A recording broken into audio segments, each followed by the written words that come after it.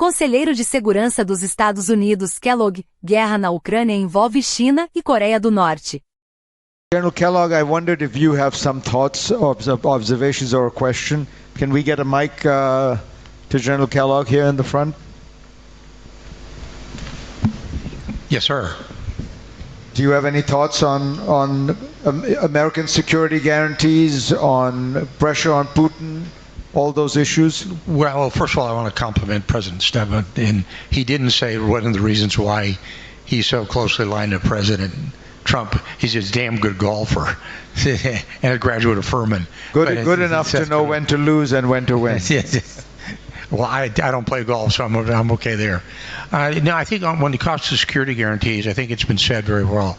Security guarantees are not necessarily boots on the ground, troops on the ground. And let me be clear. The Ukrainians have fought valiantly. The way they fight, I'm not too sure they need a whole lot of ground troops on the ground.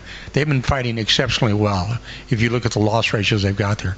When we talk security guarantees, you talk things, what we term sometimes in America, we talk as enablers.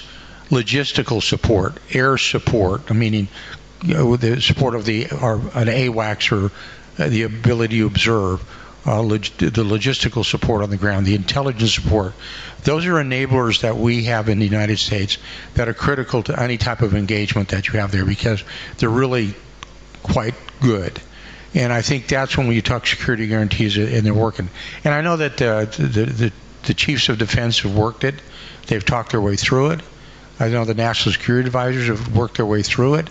I know Secretary Rubio, I believe, is currently in Israel right now, has worked his way through it. So this is a discussion point on the security guarantees. But I think you've got to get to a pause, a ceasefire, war termination, before you can get there to implement that. And I think that's the key thing going forward. But I credit that I've never seen the alliance this strong. When I'm talking about the European alliance with the United States of America. This is a very, very complicated issue.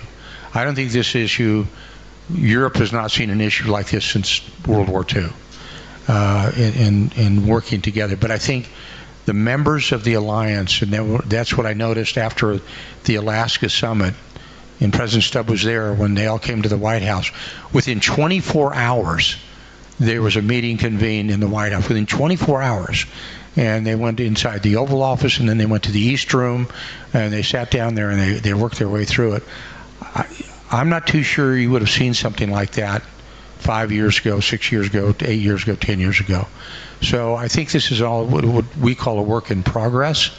I don't think, that's when I said, you asked the question earlier, and by the way, I thought your interview with President Zelensky was exceptionally good. But I think that is all being worked. I would never speak for the president, and I know he's got his views on it, on where he wants to go, but I think everybody is trending in the right direction. This is a very hard issue. It's a very complicated issue.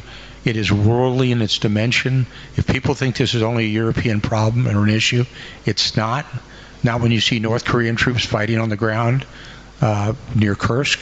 Now when you see the Chinese influence, now when you see what's happening when you talk about the Shahed drones, those actually started in Iran.